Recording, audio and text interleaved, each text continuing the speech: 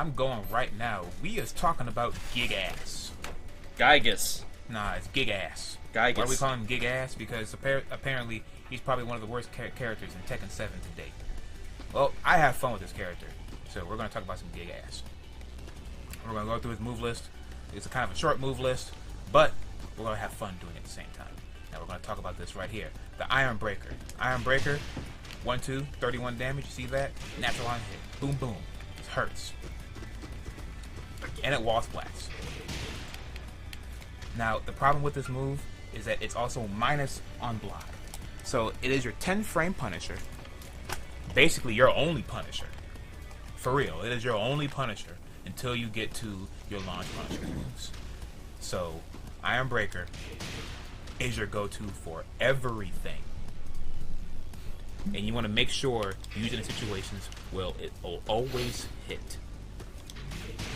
Otherwise, you're going to look at a big, juicy punish coming your way. How juicy is it? Oh man, don't do that. The double gimlet, it is also a 10 frame Punisher. If you aren't too confident in yourself, personally, I don't see too much of a use in this. If you want to, use if you want to use some variety in your move set, sure. Double gimlet is also a 10 frame Punisher. If I remember correctly, it might be 12. I don't know a 12 frame Punisher for Yoshimitsu at the time, so we're gonna have to work with that. But double gimlet, I don't see a purpose really in this move because you could also duck it. The second hit could be ducked.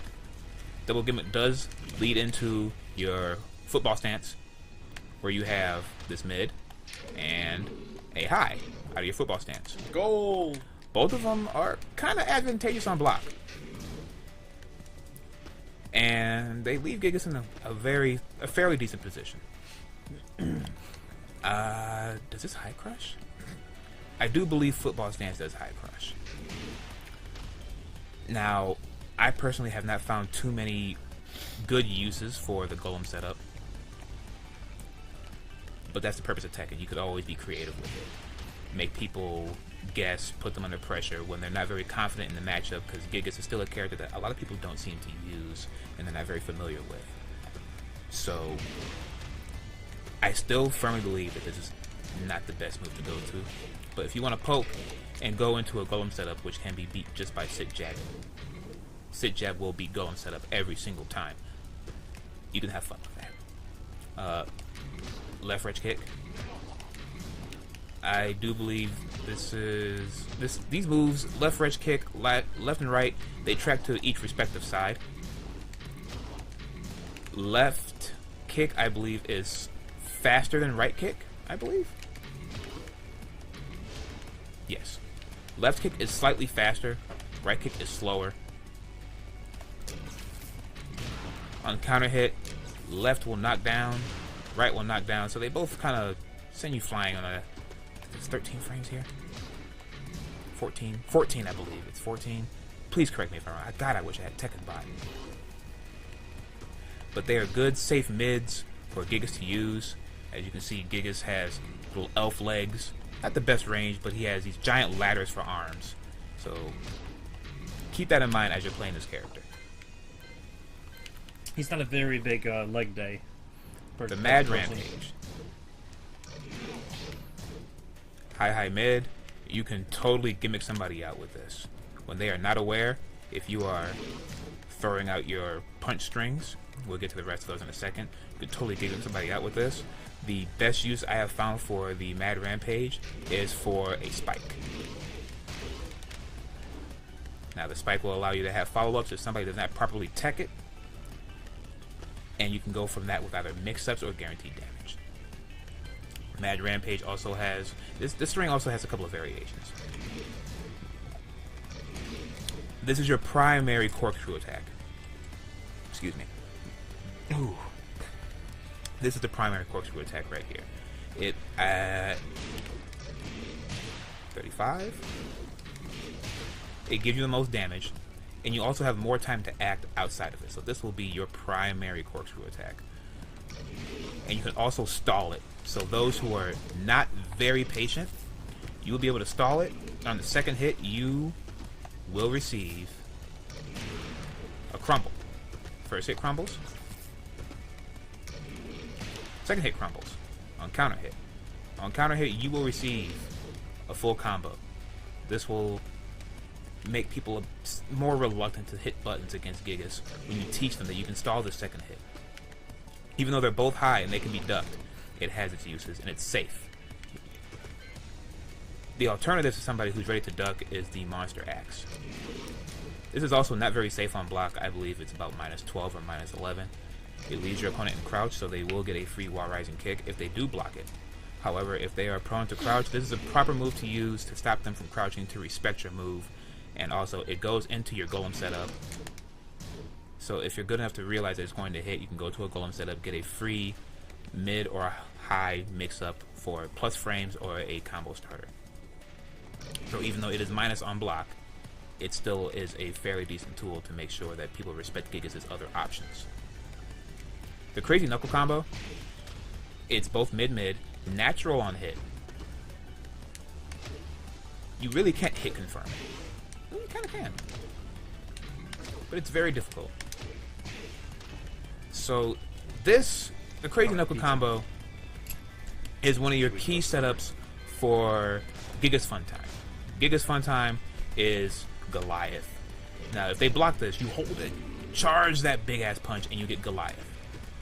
Otherwise, Goliath is a very vulnerable stance that you will never use outside of a Crazy Knuckle and the big boot. After the Crazy Knuckle combo, you go into Gigas' 50-50 between a mid, and you go to his unblockable. That is the main fun part of Gigas, going to his mid to unblockable game out of Goliath. There are certain characters, Yoshimitsu being one of them. Yoshimitsu, Dragunov, Brian, characters that usually have punch parries, can stop this move. They can stop the 50-50 just by punch parrying Gigas. He has an option out of that with the top rope frog splash. Oh, that's so fun to use. It really is so fun to use. Outside of that, there kind of isn't too many uses of it. We'll go into one later on that I personally like to use, and we'll talk about that soon, hopefully. With this Burning Reamer. Oh man, that sounds very sexual. Burning Reamer is the big boot, goes right into Goliath, puts him in the 50-50 again. The mid on block is still plus on block, so it's still to Gigas' advantage, even if they block it. If they do not block it, they will be sent flying back. This wall splash is very dangerous at the wall. Same thing with the unblockable high. The unblockable high also wall splash. A nice little tidbit: the longer Goliath goes on for, the higher the damage on the follow-up. As you can see, Burning Reamer does go into Goliath on hit, or on block. You have to charge it up. A nice little use at the wall here for this frog splash. If they do not tech properly and get up. We heard, thanks. Quick headbutt. My pizza's here. I know. Oh no, I'm letting people know. I'm stealing your pizza. You can't stop me. Oh, kitty.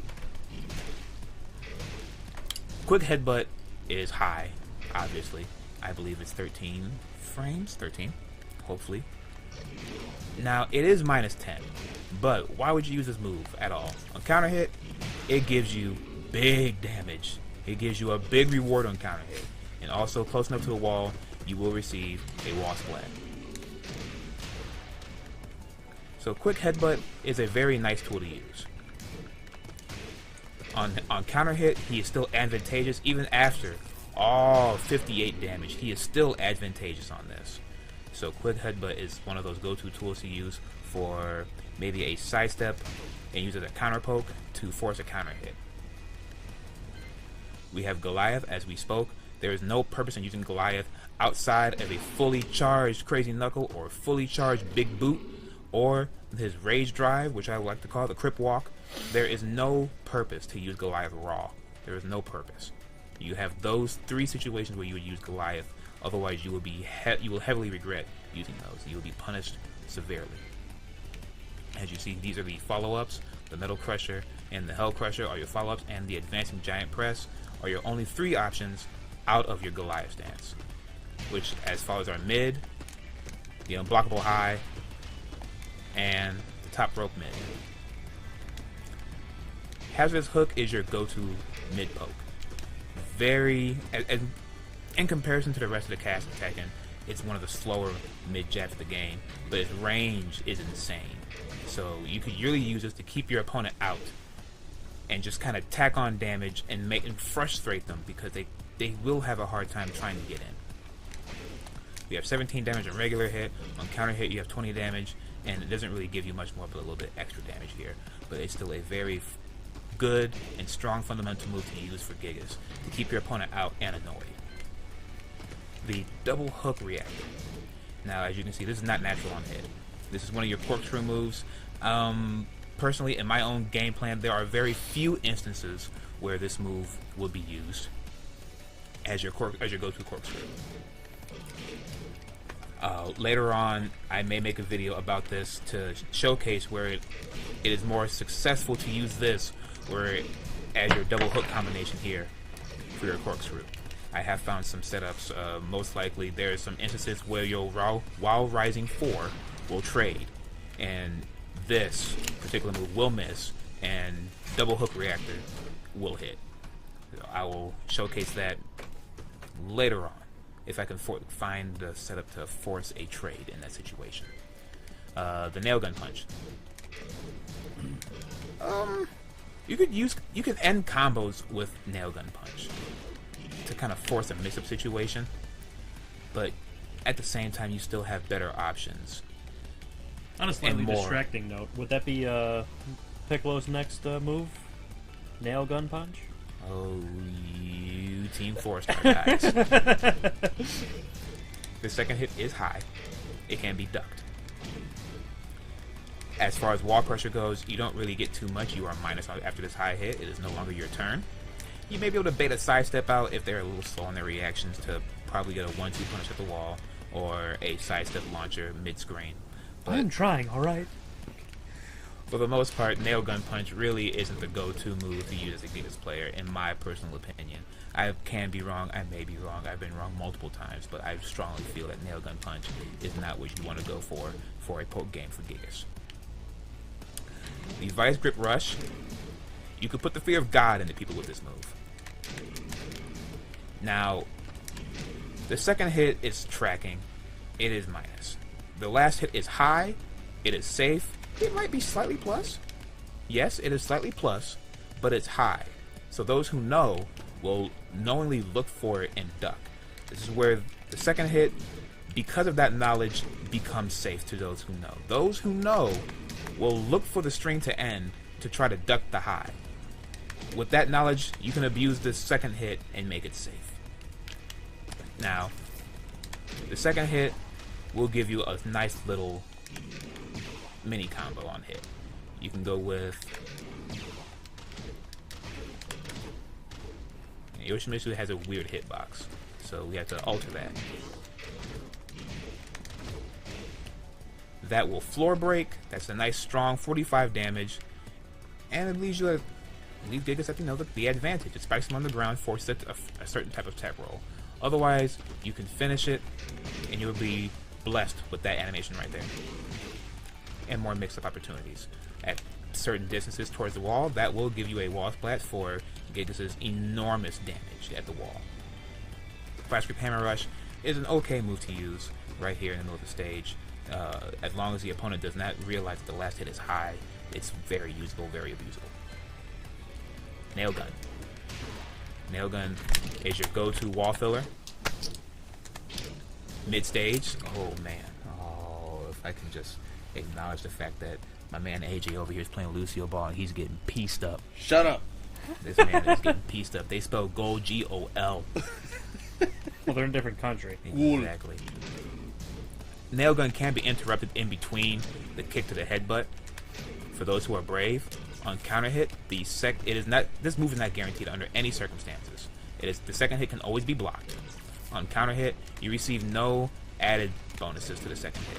No knockdown, just a lot of damage. 36 is a lot of damage. And it also frame traps on block and on hit. Gigas is advantageous. So you could abuse that maybe with a forward, a little quick headbutt to get that quick 58, or you can use his grabs,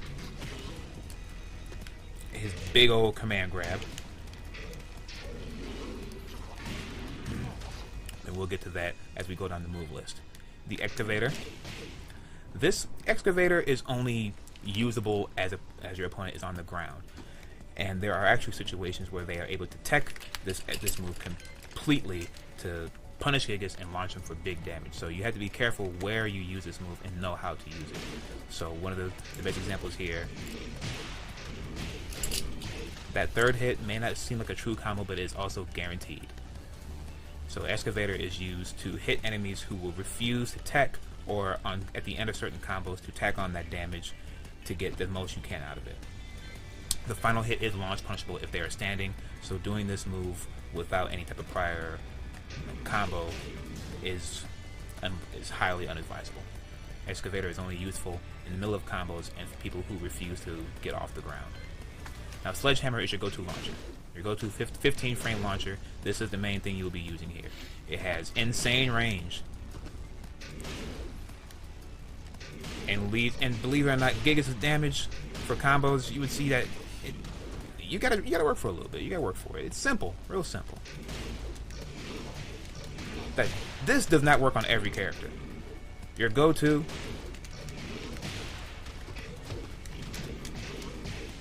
that would be your best wall carry for your most fair damage. You can get more damage, but then you lose your wall carry and you lose your setup. But Sledgehammer is your go-to 15 frame launcher in every situation, and hitting it in the air will cause a spike that they would have to tech roll. So there's no reason in really using it to spike, because you get no true follow-up and you lose some of your advantage. Ignition coil. This first low is a really strong, solid low for Gigas. It does decent damage. It doesn't have the best range. About here. It'll whiff it right there. And they could easily move out the way. It doesn't have the best tracking capabilities either. And on hit, you are actually at a disadvantage, a slight disadvantage on hit. You're supposed to put the fear in your opponent by completing your string, because on counter hit, this becomes natural. On block, the full string is only -10, so unless your character is Eliza or Akuma, they do not receive a full terrifying punish. The most they get is as piddly as 5 damage to 8 damage, or depending what the character is, whatever their sit jab is. They only get -10. So it's not that big of a deal, and you will put the fear into your opponent to not hit a button and wait for them. They will wait for you to finish your string and respect this first low, which will give you the opportunity to land your grab. This grab is very important to Gigas' game plan, and it will force people who cannot tech grabs regularly to always guess the 1+2 break. So the low off of Ninja Coil is a very good low poke for Gigas. The follow-up is also good to make people respect his options afterwards. Even though it is minus, it will make people not hit a button. Repelling Blast is just an armor move. I personally have not found a good use for it. It's always minus on block. There's a really big startup window here. If you just want to use it to get people off of you, they keep flurrying, by all means. But outside of that, it's just your standard run-of-the-mill armor move in Tekken 7, and serves the same purpose as every other armor move. Enraged Howl. I would love to work with this move. I would love to. But this move, so far, it's just kind of ass. Unlike Yoshimitsu's Flash, which has a lot of usages.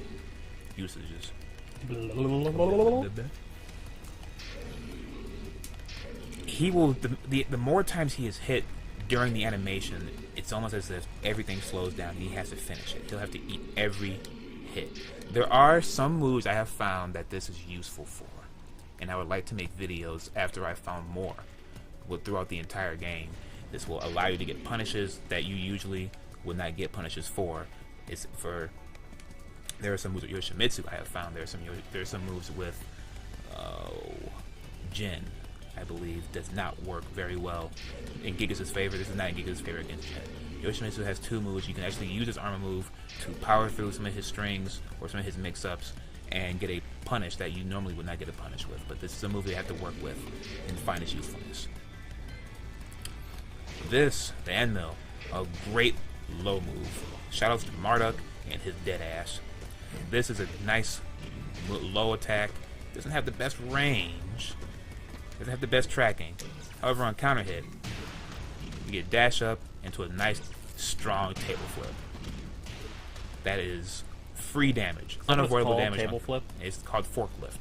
Damn it. Yeah. Should be called table flip. This is one of Gigas' marquee lows. Once again, another move that sets up perfectly into a 1+2 grab. Good for wall pressure, good for mid-screen pressure, good for just overall damage to make Gigas the big-ass threat that he really is not. The Shin Breaker, another Marduk move, leaves him plus for 9 years. Big slow move. Also, this is launch punishable on block, while the other one is not. End mill is not launch punishable, it's only minus 14. So, Shin Breaker, the entire cast will launch. But it leaves him plus a billion to give you whatever mix-up opportunities you wish to have. You could do a Shin Breaker into a crouch cancel, another Shin Breaker. You can't do it from crouch, he has a generic low kick. So this is a really good low for Gigas. Even though it's nice and slow, it's really good. And unless they start blocking it every time, you can, another one of those abusable moves. Chisel Kick, instantly high crush. Not too much damage, as you can see. Outside of that, oh man. It's kind of a underwhelming move. Really underwhelming. Quick unseeable low. Outside the fact that it's unseeable, doesn't really do too much for damage. So you can't really write it off all the way, but I wouldn't put too much money into this bank account right here. Forklift has almost no range. They can just backdash once and Forklift will miss. However, it is highly recommended to use this move at the wall, and it's very strong because it will hit always on the ground. Opponents who are on the ground will get hit by this move 100% of the time. It hits grounded opponents. It's a very powerful move to hit with when people are on the ground. It's a very powerful tool to use at the wall. And on regular hit, you get a mini combo.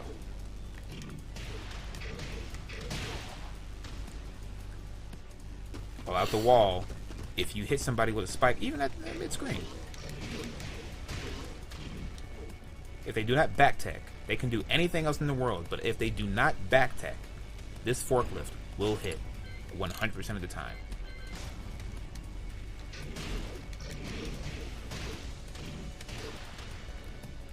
If they don't back tech, if they don't wake up backwards, and they don't quick roll back, that forklift will be guaranteed in that situation every single time. This move is also safe. However, pro tip, do not use this move at the wall against Yoshimitsu. He will use Soul Steal, he will flash your ass, and you will get launched. Forklift is a nice close range tool to use for Gigas to hit those people who refuse to get up, and for nice wall Okazemi pressure. The Golem setup, as we talked about this before, you have two moves out of it. A high and a mid, both are plus on block. One launches, one knocks back. I have not found too many good, useful areas to use this on. Maybe you could use it on Wake Up. I will really enjoy testing this out a little bit more to expand my options with Gigas. Here are your following moves: Blast Charge and Killer Impact. Killer Impact is the high that launches. Blast Charge is the mid that will knock them away and wall splat. And Disarming Golem is just your little goon hop back. So now you have the Fracture Upper. This is also a launcher. It's not safe on block. It has a strange high crush window. Gigas being all 7 feet tall has a decent high crush window on it. It's not instant by any means. So figuring out the timing where this high crush comes out is kind of crucial into using this move. The Crazy Knuckle. This is one of your Okazemi tools. After they get up, you will get in their face and you will charge us up all the way. Once the Fear of God is put into them, they will block the Crazy Knuckle and you put them into your Golem 50-50. The fun time for Gigas. As you can see, it transitions perfectly into Goliath. And you can have all the fun in the world with this. Deadly Cannon is a safe mid kick. This move is fun. On block, it pushes them so far away, it puts Gigas in a perfect opportunity to use his long-range jab attacks to keep your opponent out. On hit, if you do not tech roll the back, you have a shoulder charge that will hit guaranteed if they don't tech roll. You have each punch that will hit guaranteed if they don't hit the tech roll, and you have a low hit that will hit guaranteed if they don't hit their tech roll properly. Deadly Cannon is a strong move to use at any situation because it is safe, It knocks down, it gives you free damage if they do not properly tech, and it wall splats. And it does catch people trying to tech roll on the ground incorrectly after situations. The heavy stomp, kind of like a run-of-the-mill move. Not too many useful situations where you could use it. You have, after a counter hit, you could run up and do that, but you get more damage by doing your forklift. So heavy stomp, I'm not truly seeing a actual use for this move where other moves do its own job better. And even on block, it doesn't look like it's the safest or the best option to use. The rusty nail, nice slow headbutt plus on block at the wall will give you the back roll tech that people love so much to set up for, which will give you a free forklift, a free down back 2. And like I said, it's also plus on block. You can step it and make probably to either direction because it's so slow, but the way Gigas game plan goes, people will not be stepping too much. So this is a kind of a good move to set up your plus frames with and to hit people on the wall with to get nice juicy Gigas damage. On counter hit, you do not receive a knockdown, unfortunately. Jumping elbow, nice instant low crush move. It is safe on block, knocks down. You don't really get a free follow-up, but however, it is still a nice move to use. It's always nice to have a low crushing mid that is safe on block. Do you get anything that's free? Your down forward 2 is free. If they try to tech roll or get up in any facet, down forward 2 will give you some free damage. And then from there, if they don't want to get up and eat that free damage, you get forklift area. Your staple knee, actually, there we go. Staple knee and elbow jump serve the same purpose as a tool for Gigas to get in because of their jumping and their long reach. Staple knee will actually launch on counter hit. And it's a good way for Gigas to get in. It's not punishable on block, and it's minus enough so that Gigas can set up a sidestep to see what his opponent does and possibly get a whiff punish. So staple knee is one of those staple attacks. Excuse me, I'm a better human being than that, but I could not resist. It's one of those go-to moves to use for Gigas to get in, use counter hits, and set up his pressure game. The giant press, unless you're feeling like a troll, you really will not be using this move. This is one of those happy fun time moves that some characters are blessed to have. Even on block, you don't get too much out of this at all. This is a good move to avoid or to have fun with. It's at your own thought process. Crushing stomp, kind of in the same category. Not many opportunities you would use crushing stomp where other moves won't fit that void a little better.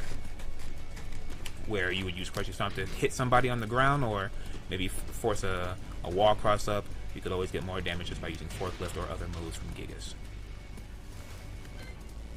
The Unchained Upper has obscene reach. It's a good far range poke. Use it too close, he can get punished. Use it far away enough, he is safe.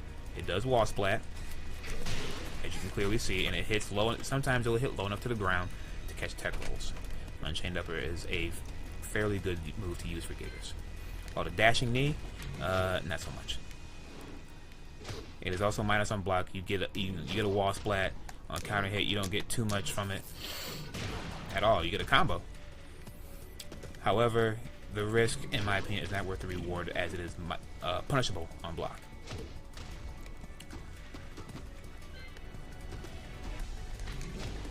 This is a counter hit launcher. Gore Foot Impact is a counter hit launcher. The second hit is high. And those who know will crouch it. So you can set that up by just doing the first kick, which is mid and safe, has decent range. So just by using that to get in as well. If people try to keep you out as you are Gigas, you can use this move to get in and bait them into crouching and looking for that second hit, making this move a bit more scary and a bit more useful than it actually is. The Vice Grip Hammer, we talked about this. It's just the last two parts. This is a tracking move here, this first part. They will respect the second hit once you show them that it's there. And this move right here gives you a mini launch. Gives you a nice little wall splat, a lot of damage, good wall carry. So using the first hit of Vice Grip Hammer and the second hit to mix it up to make sure your opponent blocks, to make sure your opponent does not interrupt you. This is actually a better move than it is, a better move in practice than it is on paper. It's a tracking move so they cannot sidestep it, and it's mid. So that second hit is key to make sure your opponent does not punish the first hit. Charging tackle. Gigas is running too. The only reason I play this character. His running shoulder is severely plus on block, giving Gigas the opportunity to mix up his opponent. It is mid, you cannot crouch it. You can step it to his right. However, that is also a scary thing to do because of how many times you have to run towards your opponent to do it. It might autocorrect and hit your opponent still, regardless if they try to sidestep it or not. But his running 2 is a very good move, a very powerful and strong move. Not very fast, but it's still abusable to set up Gigas' pressure. His knocking shoulder, actually, you know, this is his wall rising punish, his go-to. This is his 11 frame. His wall rising 1 is actually his 11 frame punisher from the ground. You don't get anything outside of just some slight frame advantage here, which will also go into his grab still. This is his 15 frame wall rising punisher. 43 damage, a wall splat, mid-mid, not bad. And then you have the big boot wall rising to make sure your opponent does not hit. Setting this up is a little bit more harder than you think because people are very eager to press buttons after this move here. That is what I personally found. But this goes into your Goliath 50-50. As you can clearly see here. Charge it up, go into Goliath. The Goliath toss, man, that lisp. The Goliath toss is 17 frames, I believe. And it's a wall riding launcher. At tip range, this launcher actually is a safe move to use at tip range. Figuring out the situations where you can use that at is at your own discretion. I have not mastered that myself. But you can get big damage off of this. The spike knee, I believe, is 12 or 13 frames. Gives you a knockdown, gives you a mix-up between forklift and down back 2. And on counter hit, you receive a mini combo. Yeah, see? Doesn't hit. You receive a free forklift on counter hit. Brush cutter. Brush cutter, that's what it's called? That's so stupid. Full crouch 2 is a mini launcher. You have the opportunity to use this to get a nice mini combo here. As I said, Yoshimitsu has a weird hitbox, but you have to adjust. That's 45 damage, or you could just do the smart thing, just crouch cancel into a forklift to get more damage. So brush cutter is actually a good move to mix up for your full crouch mix up between full crouch 2 and full crouch down forward 2.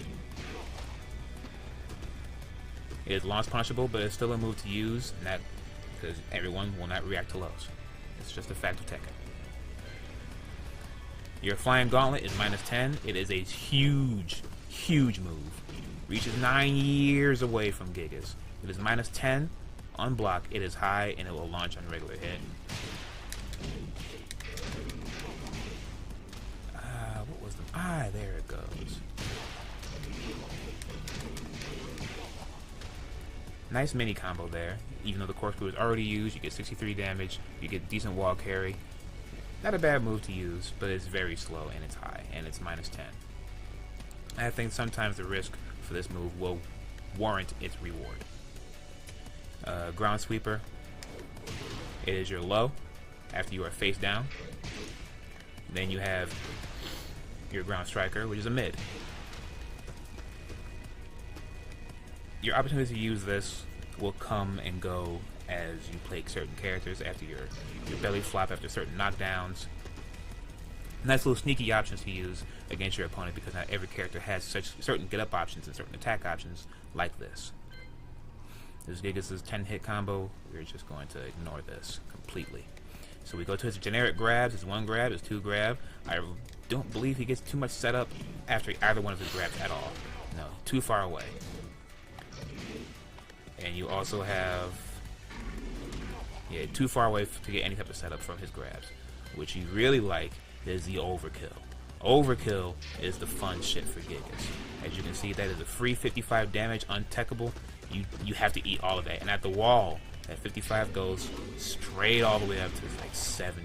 That is a ridiculous amount for a grab. That is the main thing that makes Gigas scary at the wall, is his grab game into mid game. Those who cannot tech grabs will just fall prey to the overkill grab. Will just eat 2-3 of these a game and they will die. This grab ain't fair. It's great. Why not abuse it? Gigas also has a air grab. Nice strong flapjack. For those who don't want to worry about his little execution needed to use Gigas in his combos, we'll just worry about doing this. Nice 59 damage for no effort. And those are and we go to the sample combos. Those are Gigas' moves. Now, we can talk about his rage drive here. The Crip Walk. Crip Walk. The Crip Walk. You can use this move from 9 centuries away, and it will force a 50-50 for Gigas. They have to deal with the Goliath mix-up, which is the mid to the unblockable high.